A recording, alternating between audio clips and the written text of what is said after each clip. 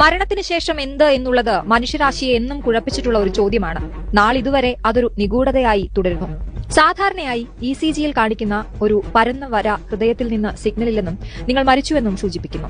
തലയോട്ടിയിലെ ഉപരിതലത്തിലുള്ള ഇലക്ട്രോഡുകൾ വഴി ഒരു രോഗിയുടെ അവസാന നിമിഷങ്ങളിൽ തലച്ചോറിന്റെ പ്രവർത്തനങ്ങൾ നിരീക്ഷിക്കാമെന്നും അദ്ദേഹം പറഞ്ഞു. കാർഡിയാക് മോണിറ്ററിൽ ഫ്ലാറ്റ് ലൈൻ കാണിക്കുന്നതിനാൽ ഹൃദയം നിന്നുവെന്ന് വിധിയെഴുതിയാലും നിങ്ങൾ പൂർണ്ണമായും മരിച്ചിട്ടുണ്ടാവില്ലെന്ന് അദ്ദേഹം വ്യക്തമാക്കി. ഹൃദയസ്തംഭനം നടന്നു കഴിഞ്ഞും നിമിഷങ്ങളോളം നിങ്ങളുടെ തലച്ചോറിന്റെ പ്രവർത്തനം തുടരുന്നു. സ്വപ്നം കാണുമ്പോൾ മസ്തിഷ്കത്തിലുണ്ടാകുന്ന തരംഗങ്ങൾക്ക് സമാനമായി ഈ സമയം തലച്ചോറിൽ വ്യതിയാനങ്ങൾ സംഭവിക്കുന്നതായി ഡോക്ടർ ജാൻഡിയാൽ പറഞ്ഞു.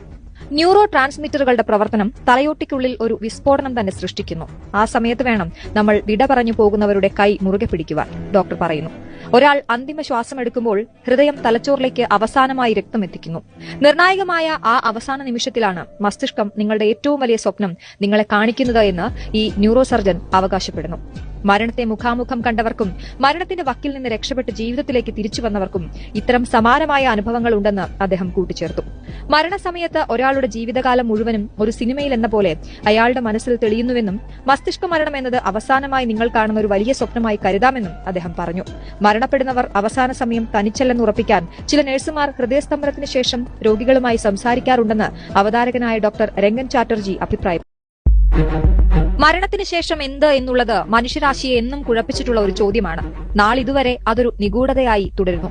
സാധാരണയായി ഇസിജിയിൽ കാണിക്കുന്ന ഒരു പരന്ന വര ഹൃദയത്തിൽ നിന്ന് സിഗ്നലില്ലെന്നും നിങ്ങൾ മരിച്ചുവെന്നും സൂചിപ്പിക്കുന്നു. തലയോട്ടിയിലെ ഉപരിതലത്തിലുള്ള ഇലക്ട്രോഡുകൾ വഴി ഒരു രോഗിയുടെ അവസാന നിമിഷങ്ങളിൽ തലച്ചോറിന്റെ പ്രവർത്തനങ്ങൾ നിരീക്ഷിക്കാമെന്നും അദ്ദേഹം പറഞ്ഞു. കാർഡിയാക് മോണിറ്ററിൽ ഫ്ലാറ്റ് ലൈൻ കാണിക്കുന്നതിനാൽ ഹൃദയം നിന്നുവെന്ന് വിധിയെഴുതിയാലും നിങ്ങൾ പൂർണ്ണമായും മരിച്ചിട്ടുണ്ടാവില്ലെന്ന് അദ്ദേഹം വ്യക്തമാക്കി.